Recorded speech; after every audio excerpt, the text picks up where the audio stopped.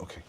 Okay, so just so you know, okay, when you go to a raqi, it's like you're going to a doctor. You're telling him exactly what you're feeling inside, not what you are. You okay because you're sitting still, but things are happening to you. You're moving your head to the side.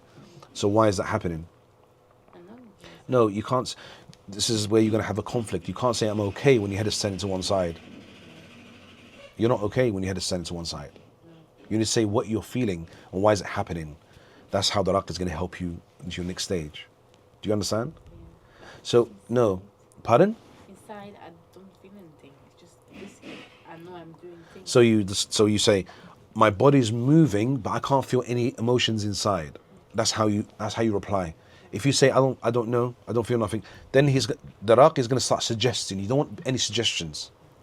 No, you need to learn. Really, you need to have notes. Because the problem is, when you don't know what you're doing, and the raqi doesn't know what he's doing, we have a problem in our hand. So I'm teaching you what to do when you get the ruqyah done by someone. He's like what? He's like a doctor. He needs information. The information is, if your head is turned to one side, how do I know you was aware or unaware? How do I know you was aware? How do I know you were conscious or not conscious? I am aware of everything. No, but you didn't say, my head moved to one side. This is serious. This is what we're doing. This is very serious. Yeah, I was thinking you mean what I feel inside. That's what No. My head is moving to one side and I don't know why and I can't stop it. That's one way you could say it. Do you understand? Because if you don't, the raqi is going to know she doesn't know what she's talking about, and then he can start saying anything he wants. Okay? It shows that you are aware and you understand what you should do in the ruqyah session. Okay. The information is important because I can't guess. Okay? There's reactions external and there's internal reactions.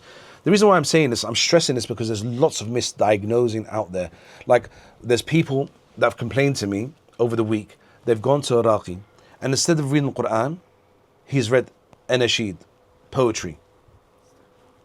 Right? And then said, there's nothing wrong with you. And now this person looks like a lion in front of the family. And this trend happened maybe 10, 13 years ago. Somebody came from abroad, from an Arab country, and they picked this up from somewhere. It's satanic. To prove that the person's nothing wrong with them. And this is from the ego of the individual. Because the jinn didn't leave the body because he called it adhan, or maybe 𝗹𝗶H 𝗔𝗺𝘇cie, the jinn should have left. Why is he going to leave? Just because you read? This is egotistic. The shifa is from Allah, not from you. So if the raqi or the person who claims to be a raqi does ruqyah and they don't get cured, then they start accusing who?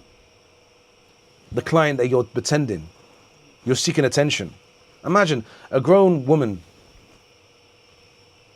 a professional, afflicted severely, going to a raqi, and then he's saying to her, there's nothing wrong with you, sister. This is all in your mind.